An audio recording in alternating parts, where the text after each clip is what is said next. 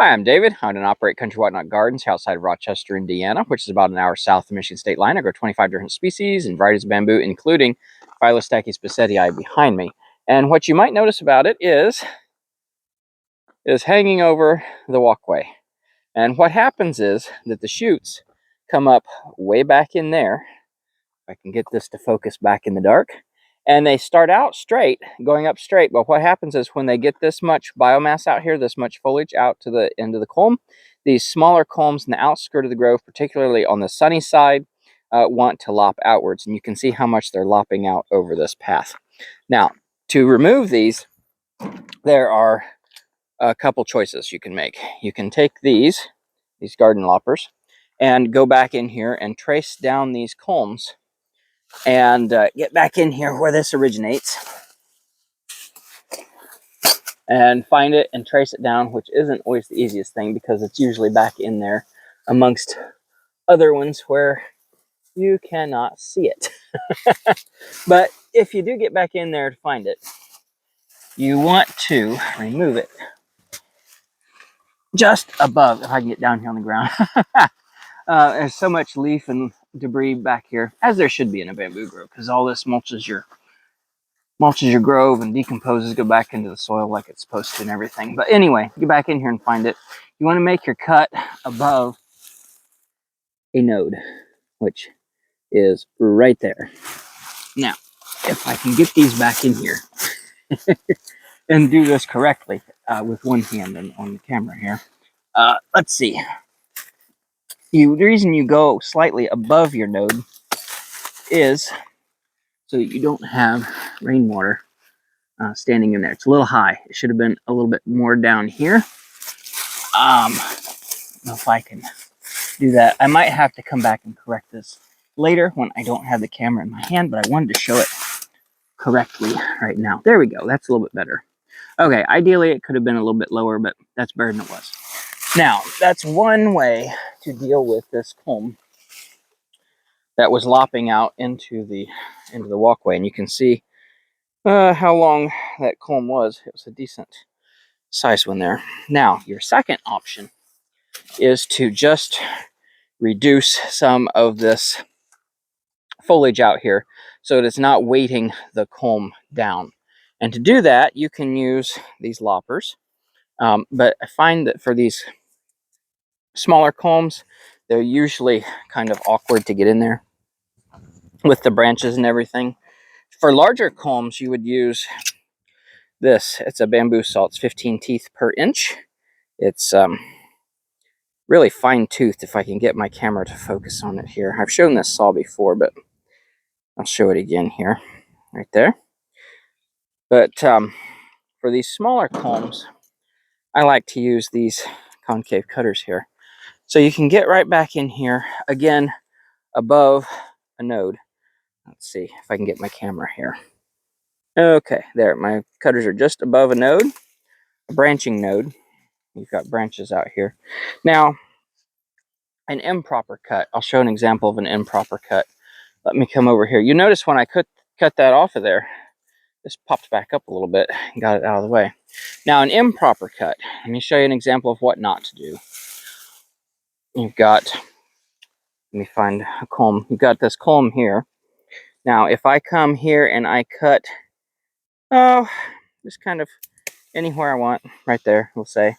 Now, this leaves this sticking up here. Not only can rainwater and insects get in there, but if you're working around this, this poses a hazard because if you bend over working in this grove, you can poke an eye out. You don't want to do that. So we're going to come down here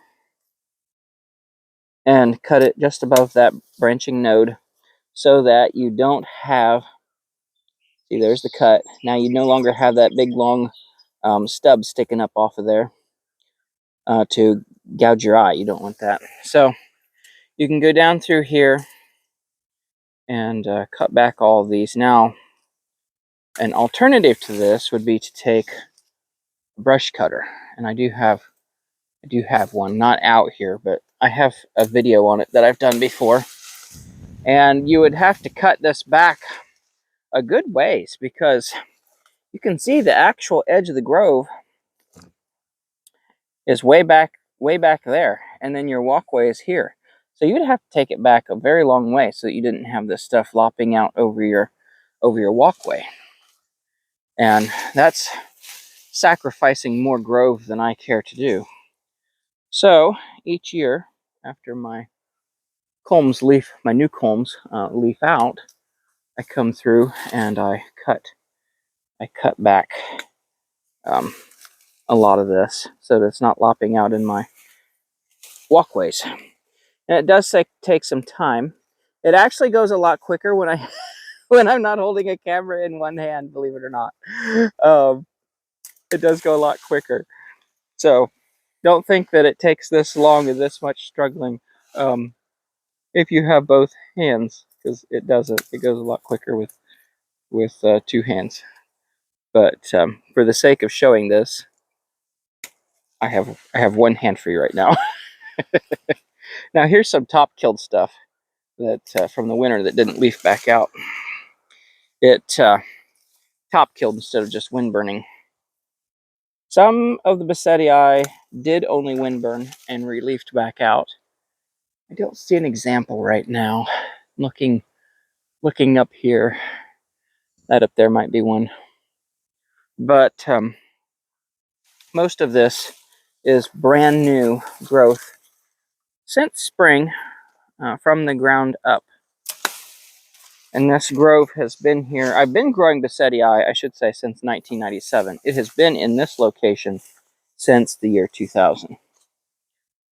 And it's not an unruly bamboo. If you're dealing with a tight space or a small yard, I would still recommend using a barrier, or at the very least a trench. I would really favor a barrier in a case like that, a root barrier in ground. You could do a raised bed, of course, too. But if you have space here like I do, you can just let it grow. But you can see in just a short period of time, even with just one hand, how I've changed this. I've taken all this here back, and I've just got kind of that over there. I've got somewhere between a third and half of it maybe that I need to remove. That's gone so far. So that doesn't leave me with a lot to do. And it will go more quickly with two hands. But that has been a quick look at what to do when your bamboo lops out like this. Now, this is primarily a Phyllostachys thing. The arundinaria does do it a little bit, not a lot. Let's run down there and take a look at it. Okay, here we are at the Macon clone of our North American native Arundinaria gigantea. And you can see it does have a couple culms out here over the walk, but not bad. They're mostly upright. See how upright that is? This one here, or these two actually, just happened to have, they're blowing in the wind, so much foliage that they did get too heavy and went over. It doesn't happen a lot. Rundinaria is pretty upright, even at the edge. Phyllostachys is upright. You can see Harbin and Versa over there, except you get those little stragglers at the edges of the grove on Phyllostachys. Occasionally here on the Arundinaria as well, but not as often. But I will remove these here as well when I have both hands free. Right there over this that's coming over my path.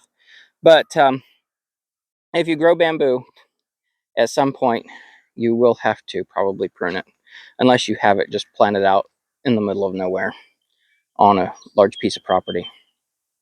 But pruning it correctly is important, because not only for the good of the plant, not letting water sit and stand in those internodes, but also for your safety, for saving your eyes if you get in there working around. Of course, if you're working in there, like in the grove, it's a good idea to wear protective glasses, plastic glasses, anyway. But it's not a big deal, but it is something that needs done. It's all part of grove maintenance. If you liked the video, please give me a like, subscribe, and share. I'd really appreciate it. Till next time, thank you for stopping by, and take care.